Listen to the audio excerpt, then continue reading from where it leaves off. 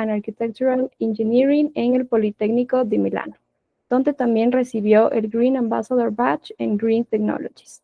Este reconocimiento certifica su formación interdisciplinaria y su capacidad para innovar en sostenibilidad ambiental y descarbonización de la economía. A lo largo de su carrera ha colaborado con instituciones académicas y organizaciones internacionales, promoviendo el avance de la sostenibilidad mediante enfoques innovadores y soluciones tecnológicas verdes. Bienvenida, Viviana, es un gusto contar contigo. Por favor, a todos nuestros participantes, les recordamos que pueden dejar sus preguntas en el chat y al final Viviana va a ayudar respondiéndonos todas sus dudas. Así que bienvenida una vez más, Viviana, el espacio es tuyo. ¿Qué tal? Buen día con todos. No sé si ahí me pueden escuchar. Sí. Muchísimas gracias, Michelle, por la presentación. Y bueno, ya podríamos iniciar con la misma. Por favor, ¿me confirman si es que pueden ver mi pantalla?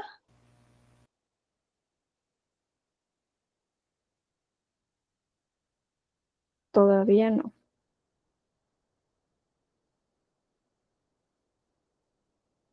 ¿Ahí? Sí, perfecto.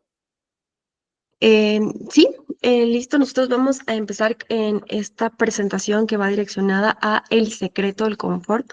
Es un nombre bastante llamativo porque queremos como tal empezar a conversar sobre temas que no son temas tratados comúnmente dentro de la arquitectura y dentro de la ingeniería. Normalmente solamente buscamos refugio, pero no que estemos en un espacio confortable. Gracias, Michelle, nuevamente por la presentación. Nosotros, al ser miembros activos del CES, estamos comprometidos en este tema de la educación y empezar a difundir este mensaje de sostenibilidad. Yo soy parte de Agbio. Agbio es una empresa líder que ha iniciado en el 2018 y estamos enfocados en el diseño innovador, sustentable y bioclimático. Nosotros nos especializamos básicamente en proyectos urbánicos y arquitectónicos a diversas escalas y tipologías. Fusionamos la arquitectura y la bioclimática con tecnología y diseño avanzado, ofreciendo soluciones estéticamente atractivas y respetuosas con el medio ambiente, sobre todo también enfocados en el confort del usuario. Nosotros tenemos una metodología que normalmente siempre inicia desde la forma básica de la edificación y luego iniciamos con un proceso iterativo de múltiples análisis, ya sea de radiación, asoleamiento, lumínico, con el cual vamos cambiando la forma, mejorando la edificación para llegar a un producto final que no solamente es estéticamente atractivo, sino que también cumple con todos los requerimientos que cualquier usuario mínimamente requiere.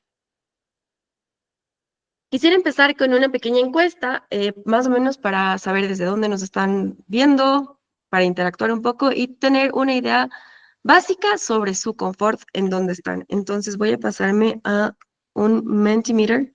Si es que pueden, por favor, iniciar en menti.com y utilizar este código.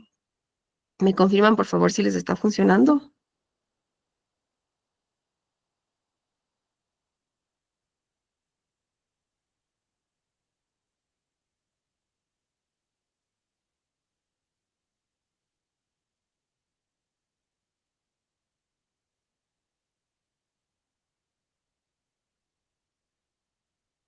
Gracias. Vamos a esperar un poco más de respuestas.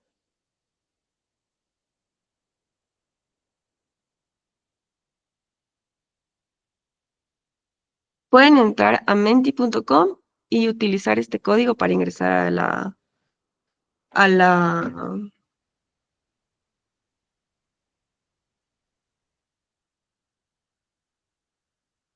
Bueno, tenemos gente de Perú, de Riobamba, de Quito, Ciudad de México, Buenos Aires,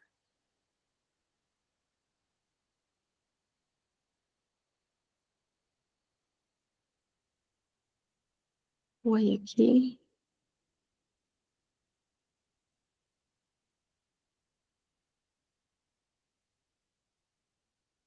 Aparentemente, nuestra principal ciudad es Quito, pero la mayoría de ciudades son un poco frías. Tenemos Guayaquil, que es cálida.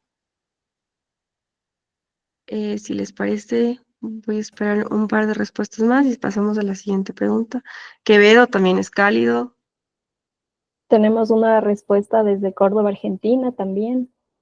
Ok, gracias. Pueden ingresar a menti.com y utilizando este código podrían ingresar directamente a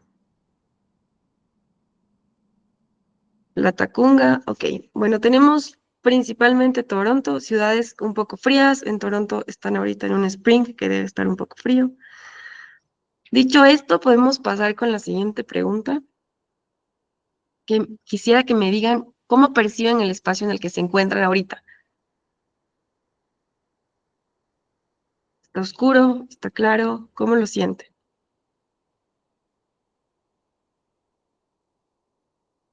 Qué chévere, muy bien, hay una persona que tiene... Ok,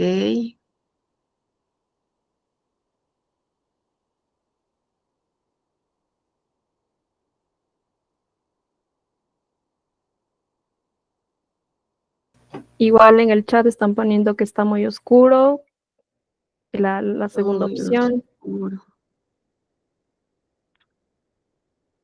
Ok, bueno, tenemos como un medio empate entre está muy oscuro o es agradable. Me encanta saber que están en un espacio naturalmente iluminado porque estamos en la mañana. Entonces, afortunados. Qué pena por las personas que en cambio tienen un poco de sobreexposición, que han tenido que bajar sus cortinas. Yo principalmente también estoy con un poco de sobreexposición, como pueden ver, me ha tocado cerrar las cortinas. Vamos a la siguiente pregunta. ¿Cómo perciben el espacio en el que se encuentran en relación a temperatura? Si lo sienten frío, si lo sienten muy caliente o si están en un estado agradable. Yo también estoy con frío. Ok, hay personas que están en un espacio agradable.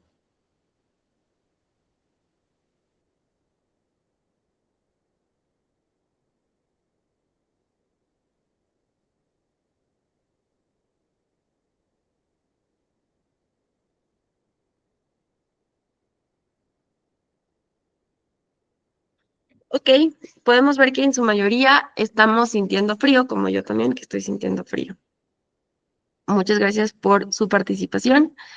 Y quería enfocarme y hacerles estas preguntas porque básicamente de eso viene el confort.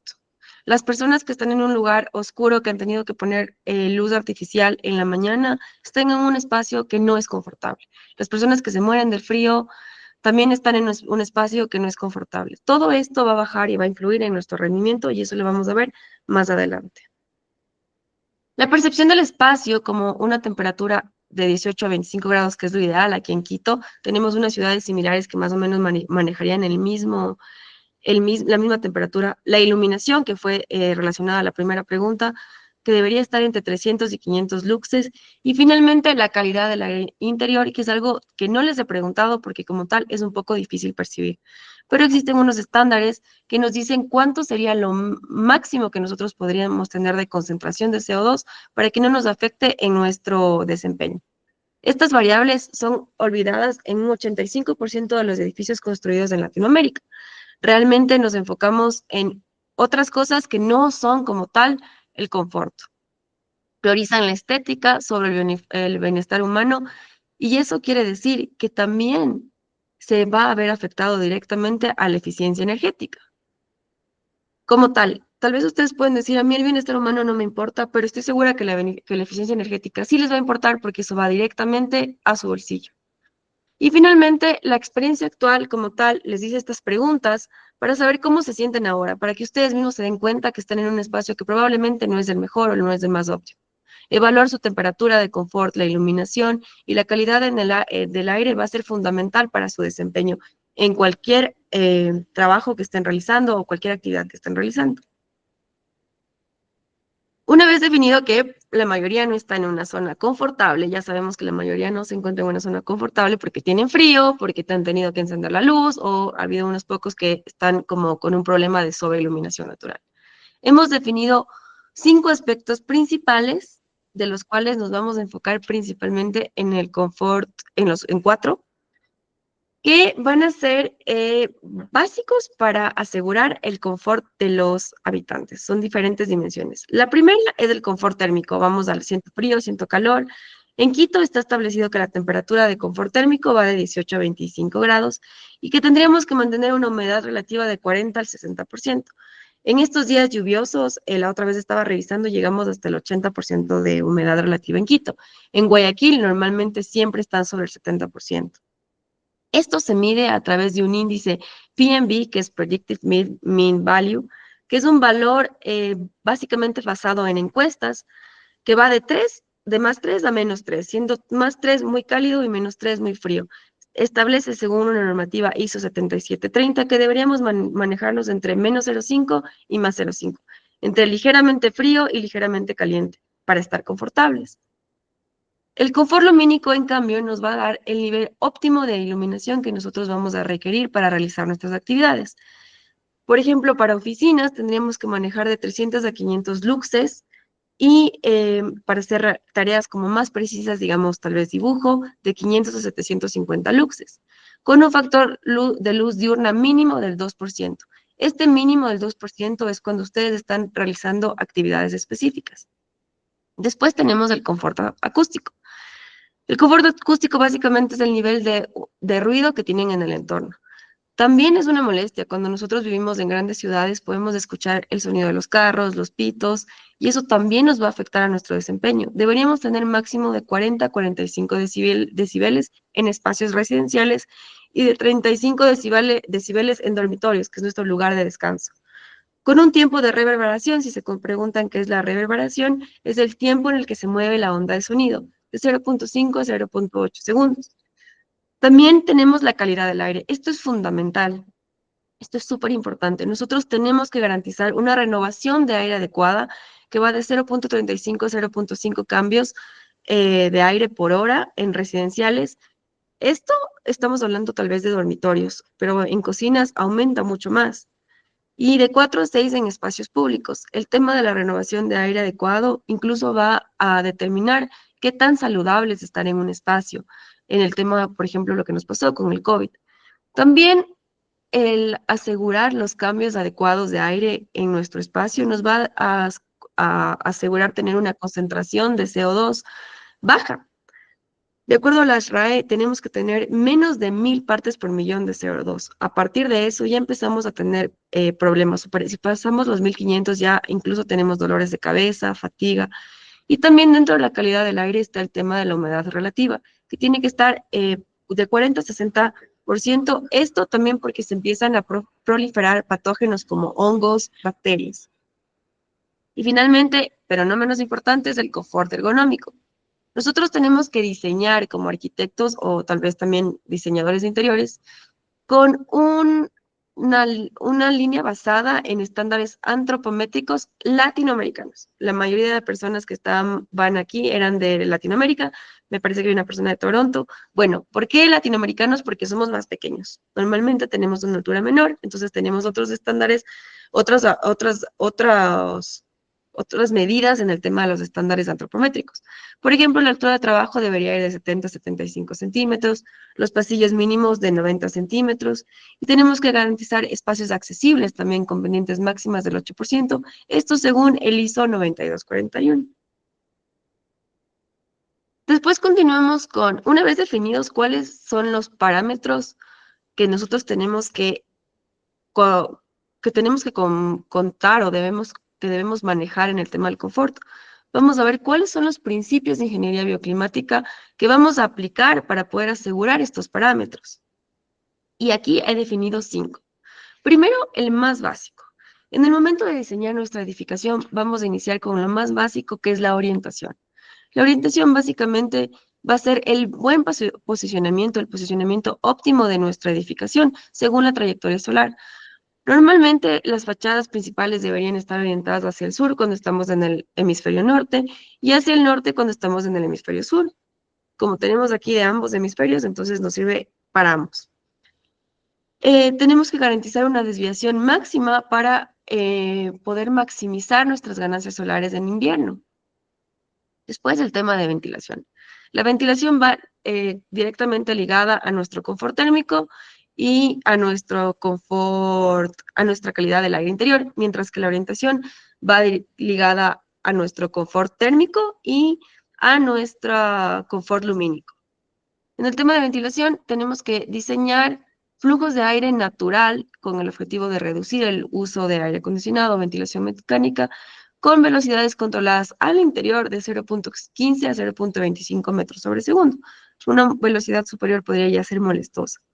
Tenemos que asegurar también las tasas de renovación adecuadas, que les había comentado que en áreas residenciales van de 0.35 a 0.5 cambios, sin embargo en cocinas podría incrementar hasta 2 o 4 cambios por hora.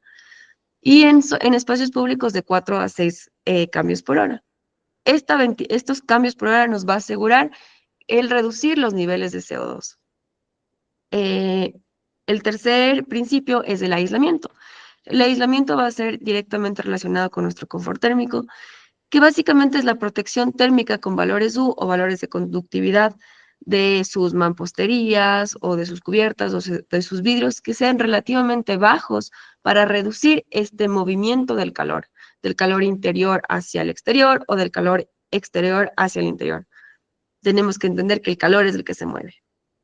El aislamiento va directamente relacionado al confort térmico. Después tenemos el principio de asoleamiento. El asoleamiento va ligado a la orientación, que básicamente es la captación y control de la radiación solar para lograr niveles de iluminación bajos, entre niveles de iluminación adecuados, que van desde 300 a 500 luxes en los espacios de trabajo, y con un factor de luz diurna del 2%.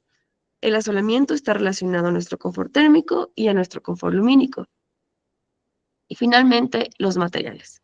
La selección adecuada de materialidad va a venir directamente ligada a nuestro confort térmico y es una selección basada en materiales con unas propiedades térmicas acústicas y de calidad de aire que vayan a garantizar el confort de los parámetros que habíamos conversado anteriormente.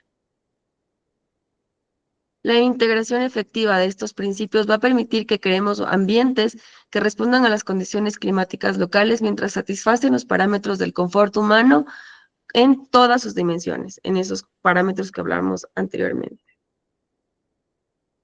Y ahora vamos a ir parte por parte. Empecemos por el confort térmico. El rango de confort personalizado, o sea, la temperatura óptima, va a oscilar entre 20 a 26 grados centígrados. Mi rango de confort aquí en Quito, siendo quiteña, no va a ser igual al rango de confort de la persona que puso que está en Guayaquil. Va a tener una diferencia de tolerancia. Tal vez yo voy a tener una mayor tolerancia al frío y él va a tener una mayor tolerancia al calor.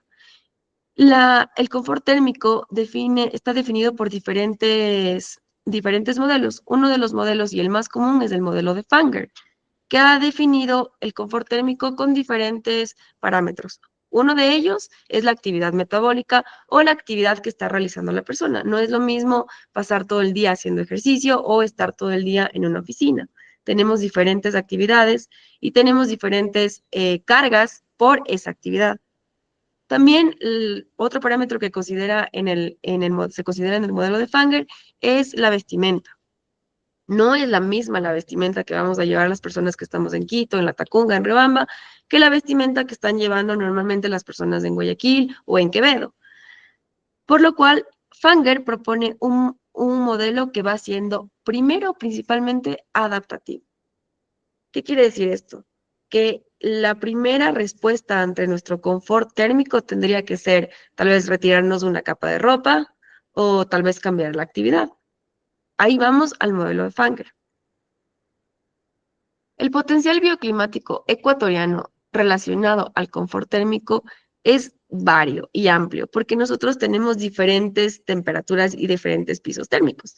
Simplemente estando aquí en Quito, si estamos en la González Suárez, siempre va a estar más frío que si bajamos a Cumbayá.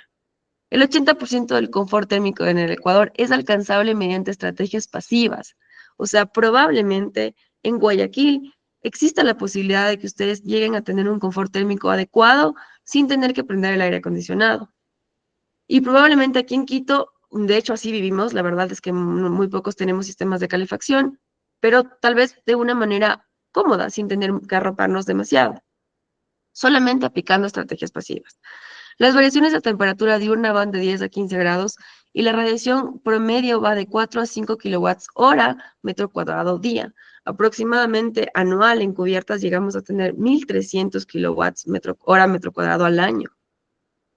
Las velocidades del viento son moderadas, llegan aproximadamente de 1.5 a 4 metros sobre segundo y podemos implementar diferentes estrategias pasivas como por ejemplo la ventilación cruzada, que no solamente va a mejorar el confort térmico del interior, sino que también va a mejorar la calidad del aire al interior.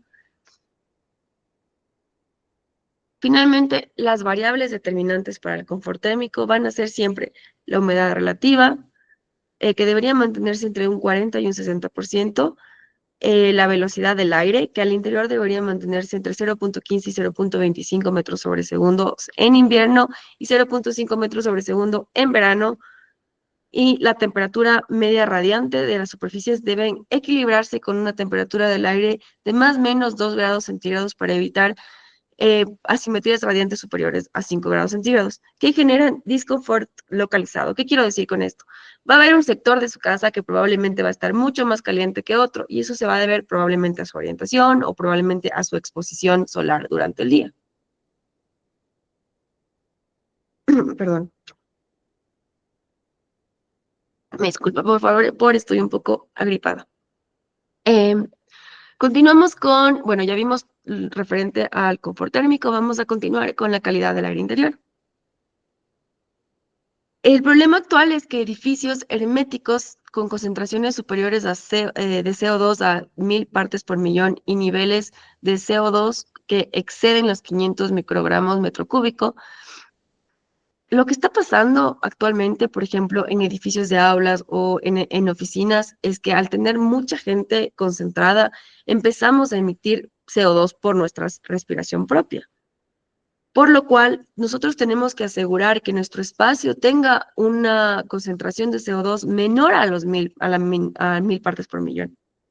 Esto se puede se puede controlar asegurando una tasa de renovación de aire en edificaciones que van desde los 0.35 cambios de aire por hora hasta 1.5, dependiendo de la actividad. Por ejemplo, como les comentaba, probablemente en una cocina deberían incrementar los cambios de aire por hora hasta 3 o 4 cambios de aire por hora. Las consecuencias es el síndrome del edificio enfermo.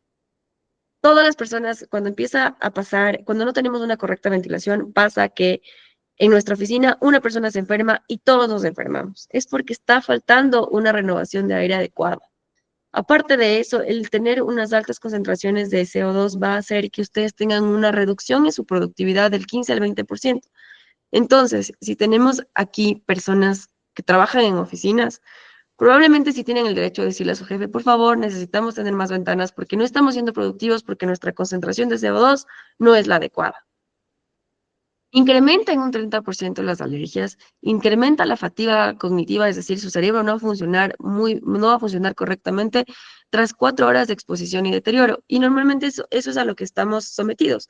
Pues empezamos a trabajar desde las 8 y recién salimos como tipo 12 al almuerzo. Entonces son 4 horas de exposición a este CO2 que al final va a ser contraproducente. Y las soluciones bioclimáticas ante esta problemática es incrementar estrategias pasivas. Una de ellas es la ventilación cruzada. Esto garantiza y supera las de 15 a 20 renovaciones de aire por hora. También existe otra estrategia como los patios de luz que mejoran la calidad lumínica naturalmente y los muros verdes con una capacitación de filtración de partículas hasta de un 45%.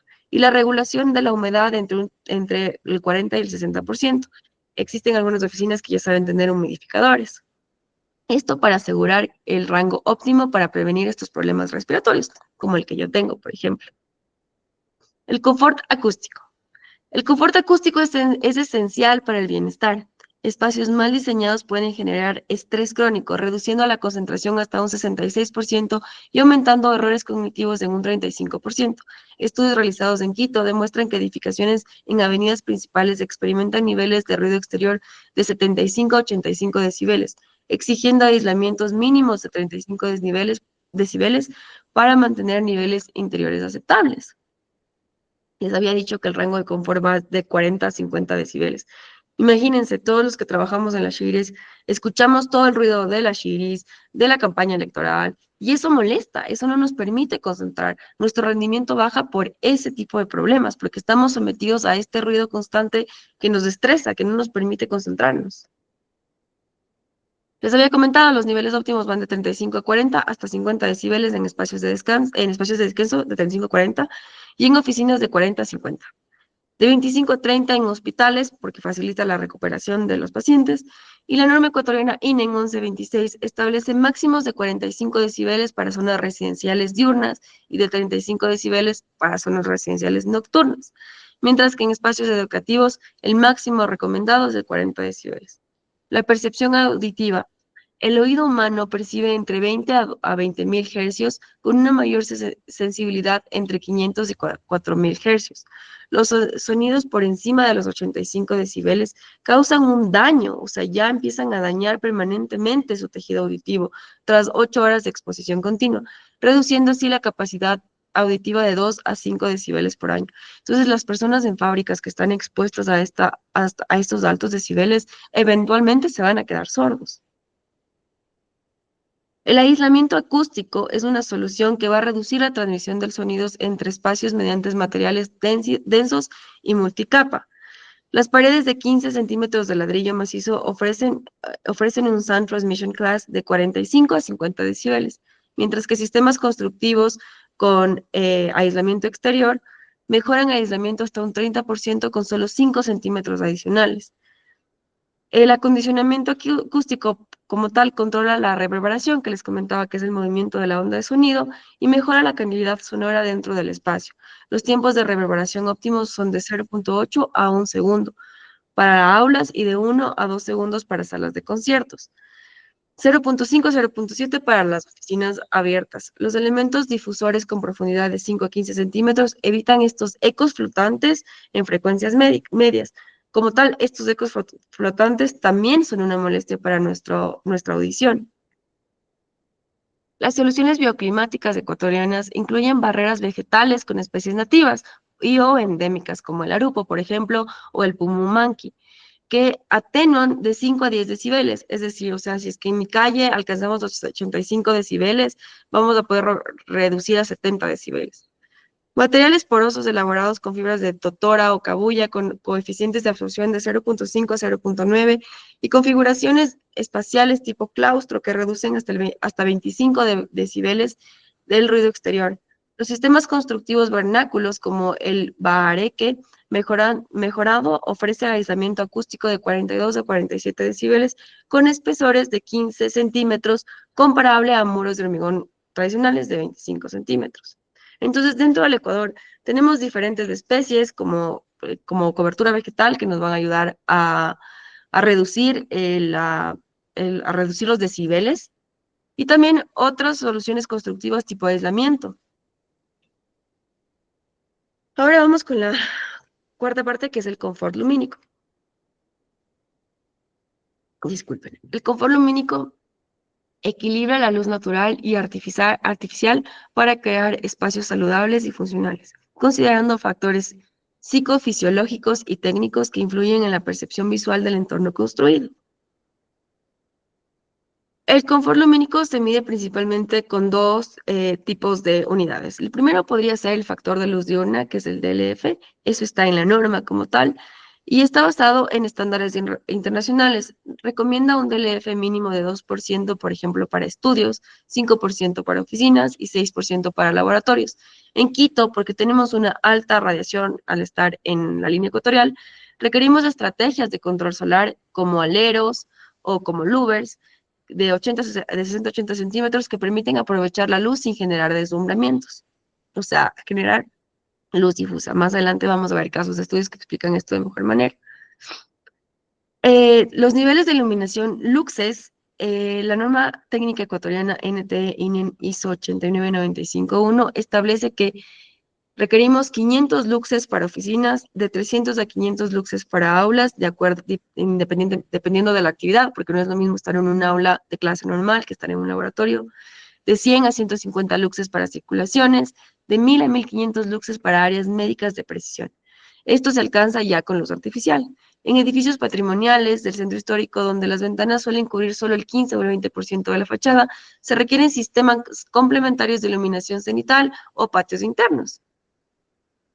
El impacto en el bienestar y la eficiencia, el impacto del confort lumínico en el bienestar y en la eficiencia, básicamente se basa en estudios realizados en edificios institucionales de la Sierra Ecuatoriana que demuestran que optimizar el DLF reduce un 35-42% del consumo energético. O sea, si dentro de nuestro diseño como tal empezamos a incrementar la captación de luz sobre la mañana, va a hacer que no requiramos prender la luz artificial y vamos a tener una reducción, obviamente, en nuestro consumo de energía. También esto disminuye la fatiga visual, sobre todo los que estamos expuestos a computadoras todo el tiempo, en un 27% y aumenta la productividad hasta en un 18%. Si es que tienes luz, te sientes más despierto y sobre todo más aún con luz natural. Los espacios con dominancia de la luz natural menores al 75% del tiempo reportan 23% menos de incidencia en los trastornos del ciclo circadiano, es decir, mejora el sueño. Si estamos en un ambiente adecuado con un confort lumínico, vamos a poder descansar mucho mejor. Ahora vamos a ver los principios bioclimáticos en sierra y ecuatoriana versus costa. La arquitectura bioclimática en Ecuador adapta sus soluciones porque no vamos a tener las mismas soluciones en la sierra andina como en la costa como tal. Por ejemplo, el tema del aprovechamiento solar para nosotros en la sierra es óptimo. Nosotros tenemos que garantizar el máximo incremento de temperatura por nuestra ganancia solar. También la ventilación, en cambio, tendríamos que tratar de incentivar los sistemas de ventilación cruzadas a ciertas horas para tampoco enfriar nuestro espacio. Y este diseño integral como cubiertas inclinadas con aislamiento térmico y también incrementar la luz natural va a hacer que nuestro diseño como tal mejore. Mientras que en la costa nosotros tenemos que protegernos del sol, tenemos que reducir la radiación que tenemos por el sol para poder reducir el calor al interior, tenemos que incrementar aún la ventilación y probablemente que sea esta permanente o tal vez más en la noche que tenemos una temperatura exterior mínima, menor para poder enfriar nuestro espacio. Entonces, como les digo, las soluciones pasivas se tienen que aplicar, las estrategias pasivas se tienen que aplicar de acuerdo a nuestra ubicación y a nuestro clima. Bueno, nosotros buscamos en la sierra interiores cálidos, en la costa interiores frescos, porque como tal en la costa tenemos mayor temperatura. Y ahora quiero pasar a casos prácticos. Por el tema del tiempo, estoy avanzando un poco más rápido. Vamos a ver algunos casos prácticos que hemos realizado dentro de ArcBio de diferentes edificaciones, como por ejemplo la Casa Alemana. Esta está ubicada en Quito, Ecuador, en Lumbicí.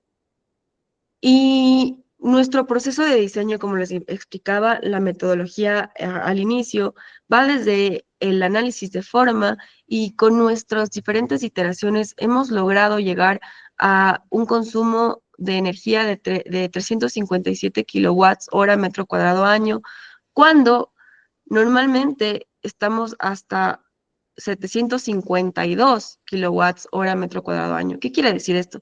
Que hemos reducido aparentemente hemos reducido más de un 50% nuestro consumo energético solamente aplicando estrategias pasivas adecuadas, como el tema de la forma, como el tema de la orientación, también la selección adecuada del vidrio y de materiales.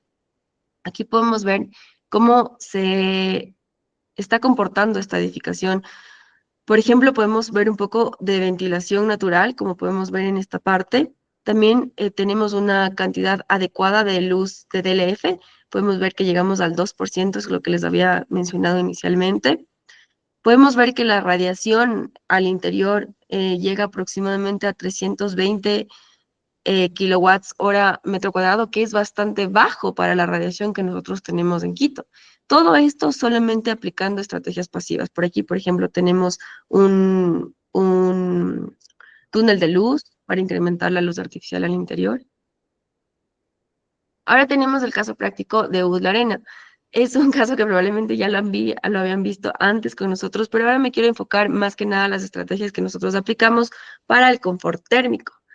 Nosotros iniciamos siempre por el análisis de radiación. El análisis de radiación como tal ya nos va a permitir tener una idea o una estimación del valor de conductividad que nosotros requerimos para nuestros materiales. Entonces, nosotros vemos que en este caso en particular, simplemente el cambio de la dirección de la fachada hizo que se reduzca, perdón, la radiación hasta en un 50%. Podemos ver que teníamos una radiación en fachada de muy alta, muy, muy alta, y luego al girar la cubierta, podemos ver que esta se reduce significativamente.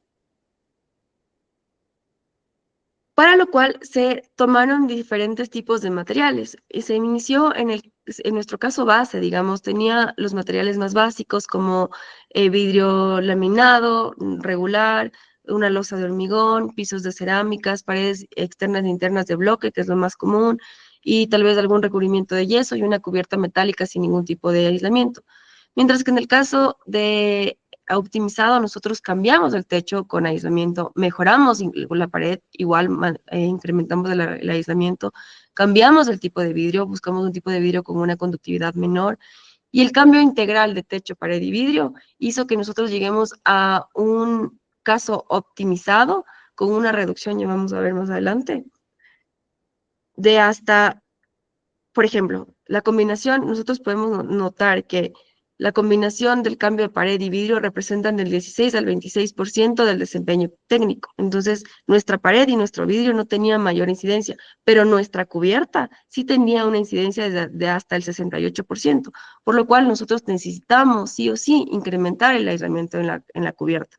Y el cambio integral tiene o sea, cambio de techo, pared y vidrio, llegamos hasta un 75% de desempeño, mejorando nuestro desempeño de confort térmico, al cambiar techo, pared y vidrio.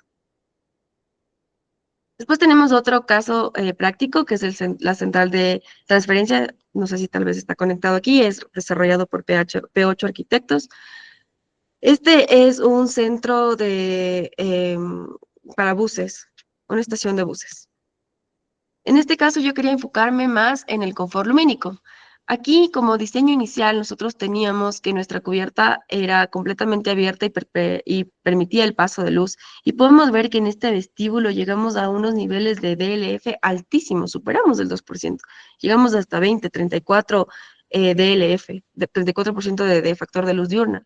Mientras que simplemente agregando estas celosías, como pueden ver en el techo, pudimos generar este efecto de luz difusa y reducir hasta en un 60% la sobreexposición de luz, obteniendo lugares mucho más cómodos, y también vamos a reducir también la ganancia de calor al interior por radiación.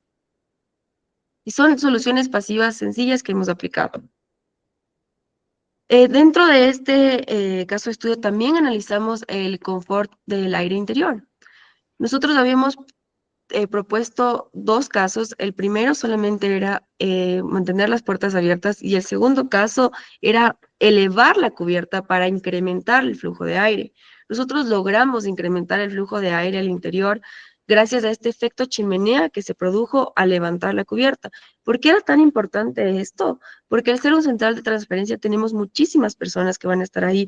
Se va a reducir se va a incrementar los cambios de aire y va a mejorar incluso la concentración de CO2 al interior. Aquí podemos ver cómo se reduce el estancamiento de aire al interior gracias al aplicar este tipo de estrategias.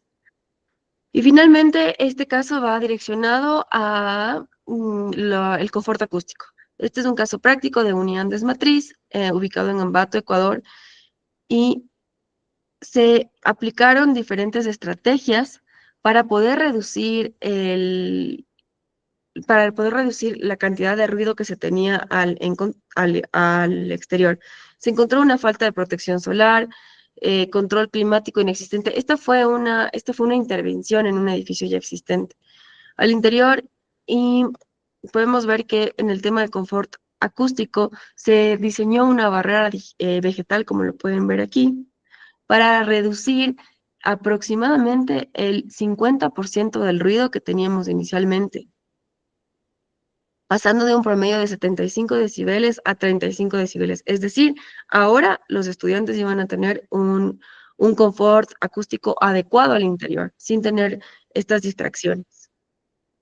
En el tema de confort térmico también se hicieron distintos tipos de análisis de radiación para poder identificar cuál era la radiación que se tenía en superficial, y se aplicó esta cobertura vegetal para reducir esta radiación e incrementar el confort térmico, eliminando así este efecto de isla de calor.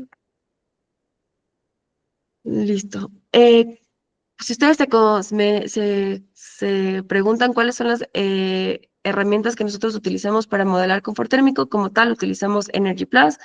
Existen otras herramientas como Design Builder o Climate Consultant, pero son softwares que nos permiten calcular la temperatura al interior de las distintas zonas. ¿Y cuál es el futuro del confort? Son edificios sensibles, como por ejemplo la Universidad Técnica de Múnich, que tiene un sistema neuronal con sensores, o sea, el hecho de tener sensores y poder medir cuál es el desempeño del edificio como tal, no solamente nos va a ayudar a reducir el consumo energético, sino a tener un mejor desempeño. Tenemos también materiales inteligentes, como podemos ver en el edificio de Media Lab Prado. Son materiales de cambio de fase, esto es súper interesante, la verdad, son materiales que están en estado líquido, como aerogeles, que reducen su conductividad, la conductividad térmica, son como un tipo de aislantes. Los sensores adaptativos, esto se utiliza bastante en las fachadas móviles, por ejemplo, que básicamente de acuerdo a la exposición solar, los louvers se van cambiando de posición para mejorar, para reducir el impacto de la radiación al interior. Básicamente lo que quisiera que les quede de esta charla es que la ingeniería bioclimática no es una opción, es una responsabilidad, y que cada proyecto que nosotros diseñamos tiene el potencial de transformar la calidad de vida de los ocupantes mientras conservamos los recursos para las generaciones futuras.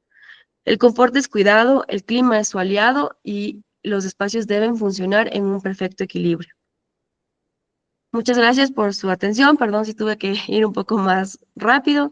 Recuerden que nosotros somos Agbio, que nosotros transformamos la forma en la que habitamos y construimos el mundo. Gracias. No sé si tienen preguntas. Listo. Gracias, Viviana. Muchas gracias por tu explicación sobre estas estrategias pasivas que podemos incluir para hacer de nuestros espacios más confortables. Voy a proceder a leer las preguntas porque hay algunas preguntas y les animo a todos a que puedan, por favor, igual seguir dejando sus preguntas para poder decírselas a Viviana. Igual mientras yo estoy leyendo las preguntas, les acabo de mandar la encuesta de satisfacción al chat para que por favor la puedan llenar mientras resolvemos todas sus dudas, ¿ya? Bien, voy a proceder con la primera pregunta por acá. Nos dicen, ¿qué recomienda usted para regular las temperaturas intensivas generadas por la mayor radiación? Nosotros tenemos que enfocarnos, cuando tenemos una alta radiación, tenemos que enfocarnos en protegernos. Obviamente esto va a depender de en dónde está ubicado su proyecto. Por ejemplo, si es que está Quito como tal, estamos ubicados en una zona de alta radiación, pero nuestro clima al estar a una gran altura es bastante frío. Entonces, no recomendamos protegernos de la radiación, sino más bien digamos, incrementar el calor por esta radiación. Pero si es que tal vez la pregunta viene desde un clima caliente y que aparte de eso tienen unos altos índices de radiación, yo recomendaría el uso de estrategias pasivas como tal la orientación de la edificación, y si es que la edificación ya está construida, tal vez agregar louvers o diferentes elementos de protección. Perfecto. ¿Qué solución bioclimática ayuda a la captación de luz solar que no sea un panel solar?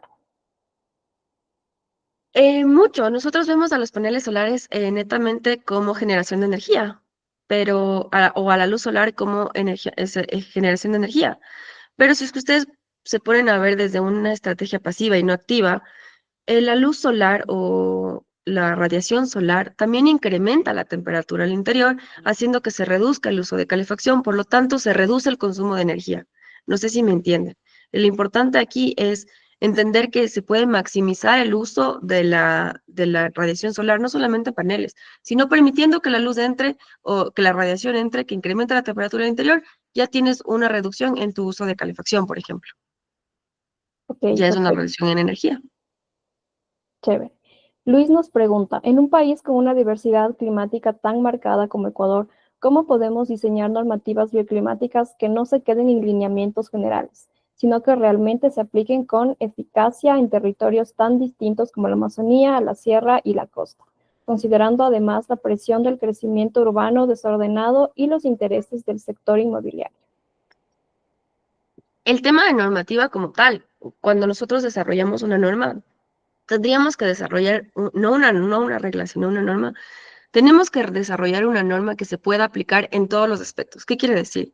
Cuando nosotros vamos a desarrollar una norma, no tenemos que poner una temperatura, un rango de temperatura establecido, para nada. Lo que nosotros tenemos que poner en la norma es cómo calcular ese rango de temperatura, porque no vamos a tener la misma temperatura aquí en Quito o el mismo rango de confort aquí en Quito como en Guayaquil. Entonces, el desarrollo de esta norma debería ser desde un punto de vista más global y no tan específico. Esto nos va a asegurar que se pueda aplicar en cualquier parte del país. No les voy a decir cuál es el rango de confort, les voy a enseñar a calcular su rango de confort. No les voy a decir cuál es el material que tienen que poner, les voy a enseñar a calcular cuál es el material más adecuado de acuerdo a su rango de confort, si es que vamos por ese tema. Y de ahí había otro tema más, perdón, no escuché la última parte de la parte urbanística. Sí, considerando además la presión del crecimiento urbano desordenado y los intereses del sector inmobiliario. Sí, o sea, en el tema de intereses del sector inmobiliario, la normativa debería hacerse para eso mismo, para promover el confort del usuario sobre el interés del sector inmobiliario. Y como tal, la normativa debería regular este crecimiento desordenado en el tema urbano. Creo que está un poco difusa la pregunta. Gracias. Ok, listo. Esta pregunta, bueno, ya lo mencionaste unos cuantos, pero también si puedes mencionar otros más, ¿cuáles son los programas que usan para las simulaciones? Sí les mencioné un poco rápido, pero bueno, tenemos diferentes programas para, por ejemplo, para confort térmico, nosotros utilizamos Energy Plus, que es el motor de otros programas. Utilizamos para confort lumínico Revit. También pueden hacerlo en SketchUp. Ya existen diferentes herramientas online como tal que ustedes pueden utilizar. Para confort, para calidad del aire interior, nosotros utilizamos programas CFD, que son de fluidos dinámicos. Utilizamos ANSYS. Había uno bastante sencillo que se llamaba Flow Design de Autodesk, pero lastimosamente ayer dejó de funcionar. Ok, muchas gracias. Ahí están ya las herramientas. Preguntan por acá, según las condiciones bioclimáticas zona lugar, ¿el costo va a incluir una vivienda de confort y sostenible? Un poco confusa la pregunta, pero bueno, vamos a pensar en un costo. Si vamos al tema de costos, deberíamos pensar tal vez la inversión inicial en aislamientos o en un material adecuado, en un vidrio adecuado, puede ser un poco alta, pero si hablamos de la vida útil de la edificación, el consumo de la edificación va a ser mucho menor. Hay que acordarnos que la construcción, que las edificaciones son responsables del 40% de emisiones de CO2, no solamente en la construcción, sino en la operación como tal. Entonces, si nosotros reducimos esa operación de equipos con estrategias pasivas, tal vez tengamos un costo inicial un poco alto, pero a la larga vamos a reducir el costo de operación. Ok, perfecto. Nos preguntan también, sí, aquí como que ya desarrollaron un poco mejor la pregunta, el costo de una vivienda sostenible en la costa para una familia corta de una pareja y dos nenes. El costo de una vivienda. Sí, tal vez es Yo creo como que esto es una pregunta demasiado abierta, o que sea, ya va a muy, depender de muchas cosas.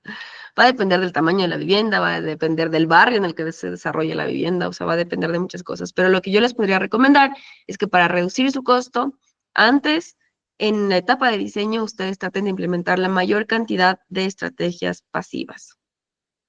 así es. Bien, pregunta, ¿para un clima frío o de altura, se preferiría aislamiento o inercia térmica? Aislamiento. Yo pensaría que el aislamiento es lo mejor.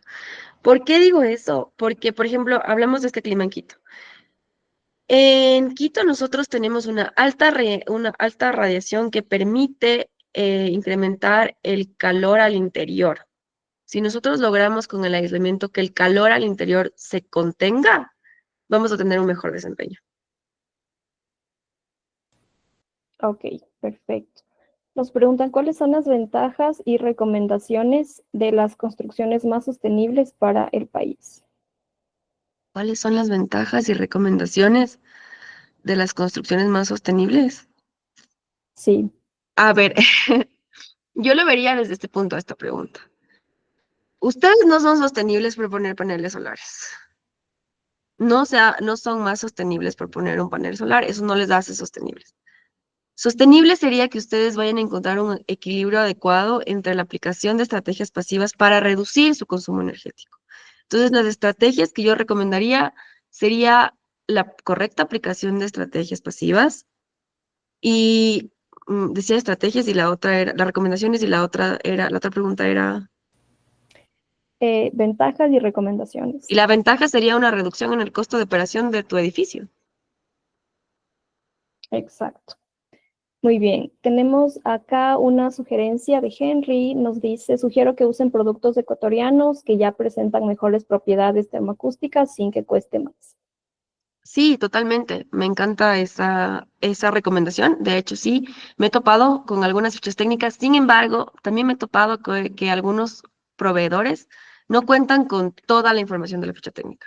O como tal, tiene solamente la información de tal a tal espesor, pero también tienen como tal producto este producto, pero no tienen la ficha técnica de este producto. Entonces, Ujú. pensaría más que tal vez los proveedores ecuatorianos deberían invertir un poco más en ensayos de laboratorio para sacar toda la información necesaria de todos sus productos, porque me ha pasado. Me he Así es. topado con falta de información. Sí, de acuerdo. Preguntan, qué estrategias pasivas recomiendas para controlar la capilaridad en zonas de alta humedad? Buena pregunta. Yo creería que lo mejor sería el recubrimiento exterior en paredes. Porque como tal, la capilaridad obviamente se va a presentar principalmente en los en el piso inferior que está en contacto con el suelo. Entonces, tal vez un correcto aislamiento.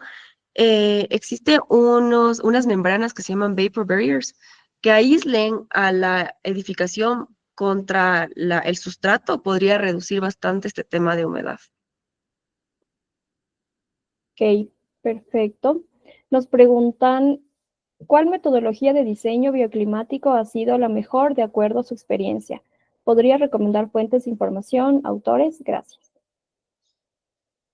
Nosotros utilizamos una metodología que es bastante, no sé si es que, bueno, al final puse mi correo, nos podrías escribir, pero nuestra metodología va desde la forma, como les decía, desde la orientación, la forma, y después este proceso iterativo que incluye distintos estudios como radiación, asoleamiento, iluminación natural, para poder cambiar la edificación. Básicamente yo creería que la mejor metodología sería la iteración, prueba y error. Así es, totalmente. Nos preguntan, ¿cuál es el papel de los GATS o el Estado en la regulación para la eficiencia energética? ¿O qué hace falta para que sea obligatoria para la aprobación de proyectos de cualquier índole? Bueno, como tal, no tengo mayor conocimiento en el tema de cuál es el papel de los GATS, pero sé que existe ya, sé que o sea, tenemos la normativa, nuestra norma, nuestra regla técnica de arquitectura, ahí ya se establece estándares de energía y también existen ya algunos estándares para la generación de energía. Entonces ya sería más para el tema normativo. En eso sí no estoy 100% al tanto. Ok, perfecto. Nos dice Henry, nuestra obligación es convencer al cliente para que valore y exija mejores soluciones. Sí, totalmente de acuerdo también. Totalmente de acuerdo. Pamela nos pregunta, muchas gracias Viviana por la presentación. Mi pregunta es sobre la manera como ustedes diseñan, piensan en un confort de aquí a 5 años, 10, 30 o 50 años. ¿Cómo van a funcionar sus proposiciones en un panorama de calentamiento global donde las temperaturas van a ser extremas? Nosotros diseñamos para garantizar es más, todos deberíamos diseñar para garantizar un confort térmico durante toda la vida útil, un confort, no térmico, un confort en los 4 parámetros que hablamos, durante toda la vida útil de la edificación. No solamente para 5 años, no solamente para 10 años. Entiendo que existen estos cambios estos cambios en el clima pero honestamente nuestra responsabilidad como tal es que ya no vaya a haber más cambios, porque no les mencioné, pero estamos a 2 grados de destruir totalmente el planeta. Entonces, ya más de 2 grados ya no podemos. O sea, ya Así no se es, puede. sí, ya no es sustentable tampoco. Y justamente otro comentario muy asertivo de Henry es que siempre la construcción sustentable es más económica al mediano y largo plazo. El superior confort interno no tiene precio. Sí, tal cual estoy de acuerdo con Henry. En realidad, no solamente hablamos tal vez de costo de operación, sino también de lo que les decía. No solamente deberían, no solamente les debe importar su bolsillo, sino también el cómo se sienten ustedes en un espacio. Exacto. Y como nos dice por acá, Willman, no solo el equilibrio, sino también la armonía con el entorno. También es muy importante esta conexión con la naturaleza, no perderla, ¿no? Entonces, bueno, creo que esas han sido todas las preguntas. Muchas gracias a todos por participar. Gracias también, Viviana, por tu explicación. Hemos tenido un gran público, una gran participación. Les recuerdo, por favor, llenar la encuesta de satisfacción. Y no olviden que este webinar se va a quedar grabado y subido en nuestro canal de YouTube. Ya les dejamos aquí nuestras redes para que nos sigan en Facebook, LinkedIn, YouTube, en todas estas redes para que no se pierdan nada de nuestro contenido. Y eso nada más. Agradecer a Viviana, a Rubio por estar aquí una vez más y nos vemos todos en una próxima oportunidad. Gracias a ustedes por su atención y les agradezco también a ustedes por la invitación. Chévere. Gracias. Nos vemos.